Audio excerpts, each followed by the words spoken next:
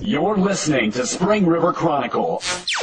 Audio on the go. First National Banking Company. Get checking that pays with Super Plus Checking at FNBC. 2011 Year in Review. It has certainly been a busy year for the Quad Cities area, and the Spring River Chronicle has been there every step of the way covering the news you care about. We laughed and cried with the Quad Cities and outlying communities, and invite you to take a look back with SRC over the highlights of this past year, 2011. January. FBI investigation underway.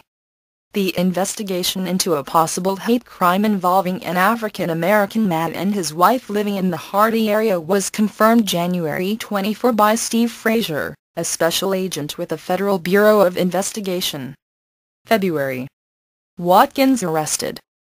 On return from Mexico, Texas authorities arrested 63-year-old land developer Wayne Watkins at the Houston airport on a 2007 warrant for theft by deception from Sharp County. Watkins is accused of defrauding over 50 land buyers, many of whom were involved with the former Spring River Beach Club. Ambulance service to propose move. The Spring River Ambulance Service is looking to move the Ozark Acres branch to the city of Hardy. This will be a transition that will require Ozark Acres to release them from a 10-year agreement that is up in 2017. According to Grace Richardson, director of the Spring River Ambulance Service, the proposed move is an effort to better serve the county. Fire engulfs Ozark Acres home, neighbors' home saved. Despite the valiant efforts of the Ozark Acres and Williford volunteer fire departments, the home owned by Stacy Stephens was totally destroyed in a fire believed to have been electrical in origin. On February 3 at 5:34 p.m., the Ozark Acres Fire Department received a 9-1-1 call alerting the department that a house located at 95 Lakeside Drive in Ozark Acres was on fire. The neighbor's home was also threatened by the fire, but firefighters were able to prevent the fire from spreading and the neighbor's house was saved. March. FBI arrests KKK allies. A 2-month-long investigation into the assault of an African-American family in Hardy ended March 15, with the arrest of Jason Walter Barnwell and Gary Dodson at Barnwell's home in Evening Shade. A federal indictment was handed down from the United States Attorney's Office March 17, charging the two men with multiple felonies related to the assault. Busted couple caught robbing closed hospital in Cherokee Village. Tony Goodfellow, 30, and Jamie Goodfellow, 33, of Mountain View, have been charged with breaking and entering, a Class D felony, and theft of property, a Class A misdemeanor, after they were caught in the act February 18, taking medical equipment from the closed Eastern Ozarks Hospital in Cherokee Village. All-star coach hired for Highland. In a unanimous vote March 8, the Highland School Board voted to hire two-time Arkansas Coach of the Year Johnny Ray Taylor to lead the Highland Rebel basketball program. With no academic classes to teach, leading the Rebels to victory is going to be his total focus. Doctor arrested for fleeing. Highland Police Officer Brian Buchanan arrested Dr. Madhilika Krish for no headlights, no proof of liability insurance, refusing to submit to arrest and fleeing on March 14. Double burglaries in Hardy. Hardy police were called to Miller's Leather Shop in Hardy, March 28, to investigate a burglary reported by shop owner Steve Miller, the second robbery to occur the same day. Miller had arrived at his store in downtown Hardy to discover the back door had been broken open. April. Driver escapes disaster. A Devol Trucking Incorporated 18-wheeler, driven by 65-year-old Ronald Counts, overturned on Highway 1672 2 miles north of Evening Shade at 11 p.m. on April 3, trapping the driver and spilling its cargo into a nearby field. The tractor was pulling a flatbed trailer loaded with 50-foot-long heavy plastic pipe that was to be delivered in Pleasant Plains. Rescue crews from Evening Shade, Cave City and Ash Flat worked for more than 2 hours to remove Counts from the flattened vehicle after it had landed upside down in the ditch. First responders from Evening Shade Fire Department were the first to arrive on the scene. Cherokee Acres annexed. Cherokee Acres is an unincorporated island community in Cherokee Village that is not part of the village, and has been resisting annexation for the last decade. However, it seems Cherokee Acres' time is ending. A new survey commissioned by the city of Cherokee Village shows that Cherokee Acres is surrounded and, under state law, Cherokee Village has the right to annex Cherokee Acres despite the residents' objections. Rebel football coaches appointed. The Highland School Board called a special meeting to order on April 18 at the Highland Central Office at 5:08 p.m. Discussion of a new head football coach was the topic for the night. May severe weather ravages area. As Mother Nature unleashed her fury in an onslaught of approximately 17.5 inches of rain, heavy winds and continuous lightning since April 22, volunteers worked feverishly to help stranded citizens, tried to prevent water from entering buildings and answered numerous emergency calls, all due mostly to the flooding. These workers were a mix of city and county employees, as well as several area volunteers. Osama bin Laden killed. Osama bin Laden, the face of global terrorism and architect of the September 11, 2001, attacks, was killed in a firefight with elite American forces May 1, then quickly buried at sea in a stunning finale to a furtive decade on the run. Burglaries linked. On May 3, the Spring River Chronicle brought you the story of Todd Norris Jr. and his alleged accomplice, a juvenile, who were arrested for the midday break-in of Patrick Goodwin's home in Cherokee Village. Todd Norris Jr. and a juvenile were arrested for the break-in. Further investigation revealed that they were tied to several other burglaries in Cherokee Village. Police Chief Ricky Crook with Cherokee Village Police Department, after Todd Norris Jr. and a juvenile were arrested for the break-in. Further investigation revealed that they were tied to several other burglaries in Cherokee Village. Miraculous? Local man pronounced dead, comes back to life. On May 12, Morris Cooney Harmon's daughter called his neighbor, Mr. David Kurz, asking him to check on her father, because she could not reach him. Kurz said that when he went to the residence to check on Harmon, he was lying on his back on the couch with his dog, and was cold and appeared to be deceased, so he called Cherokee Village Police Department. June 1st in the nation. Newspaper Next, LLC and its flagship publication, the Spring River Chronicle, have developed the first newspaper in the nation to take QR code technology beyond advertising and into the world of full content delivery. Publishers note, since this development, we have obtained 3 the United States patents. We have appeared in Editor and Publisher magazine, America's oldest journal covering the newspaper industry, in the October, November, and December 2011 issues, as well as a complete technology showcase in their January 2012 issue, where we use our audio print innovation to bring the 110-year-old publication to life with voice. We did 2 articles for ENP, both of which can be heard on the Spring River Chronicle YouTube channel. We have fundamentally changed print, and it is very exciting to be recognized for our innovations. I want to thank you, our readers, for being a part of our team. Jody Shackelford, publisher, FFA Fights for Joplin, Mo. The students of Highland High School Future Farmers of America FFA teamed up with the Mammoth Spring High School FFA to help victims of the tornado in Joplin, Mo this past week.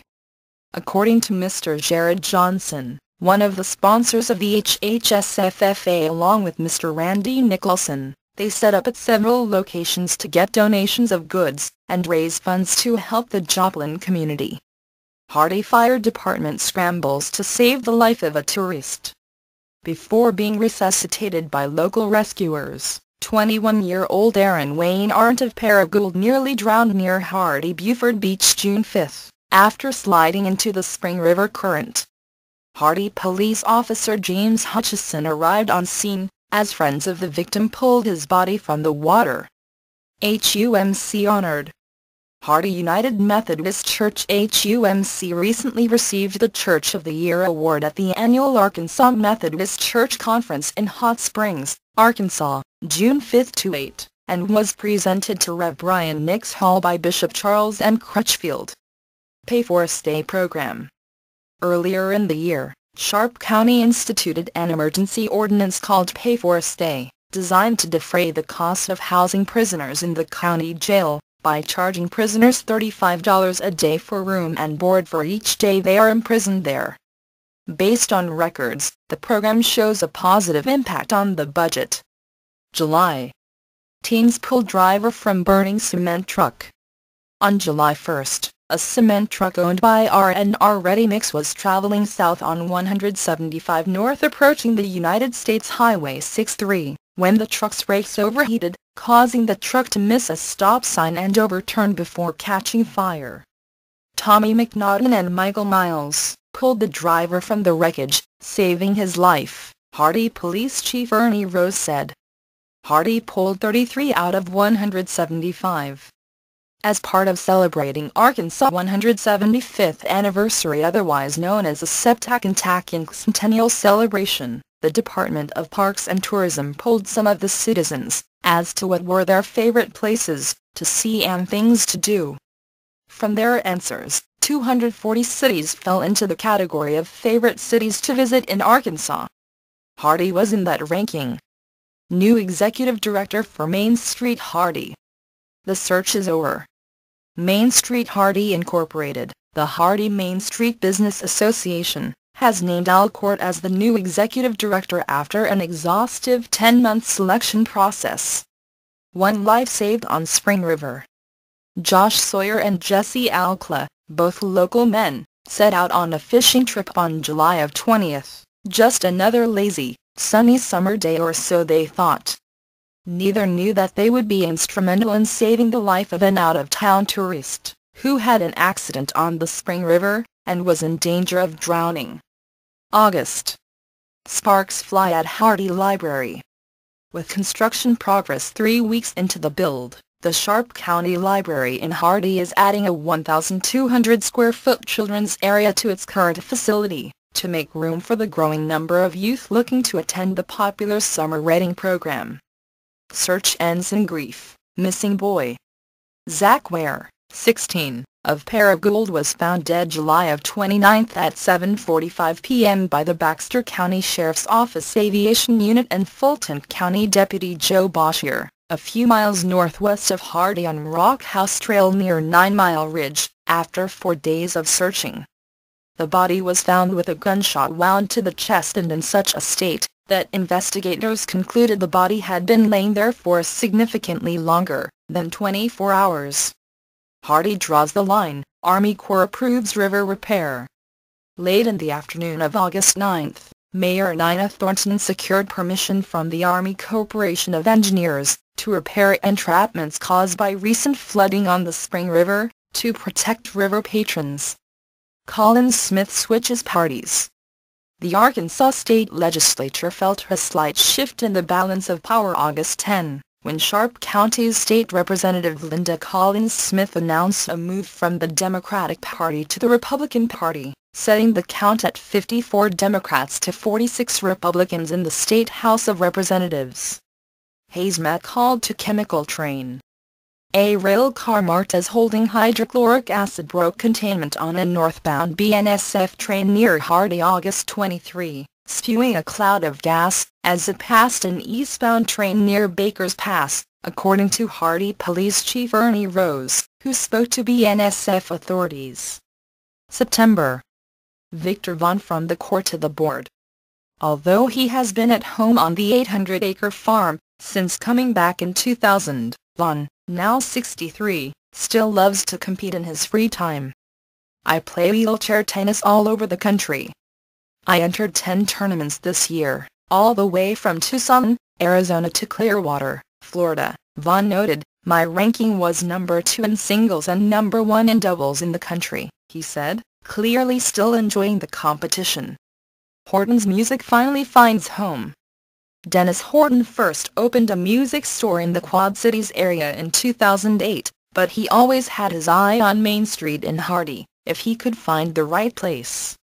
This summer he got his wish in the first week of July, when the perfect spot opened up and became the new home for Horton's Music, at 202 East Main in downtown Hardy. Hardy Jun Jam Wrap-Up. If Norman Rockwell needed inspiration today, the scene at Loughburg Park in Hardy September 3 would have done the trick. With vendors from across the area selling everything from candles to fossils, the 4th annual Junk and Jam provided patrons with music, fun and feast. Griffin Park hosts David Allan Coe concert. The Griffin family hosted a David Allan Coe concert in Griffin Park on September 10, with several other bands playing throughout the day, starting at 1 p.m. and culminating in an appearance by David Allan Coe and his band, including his son, Tyler May and Coe. Milk truck miracle driver survives savage wreck. A tanker truck rollover in Hardy spilled thousands of gallons of milk on Highway 63 on the morning of September 11. Despite the vehicle being totally destroyed, the driver escaped with no apparent injuries. October. Beth Bess Benefit.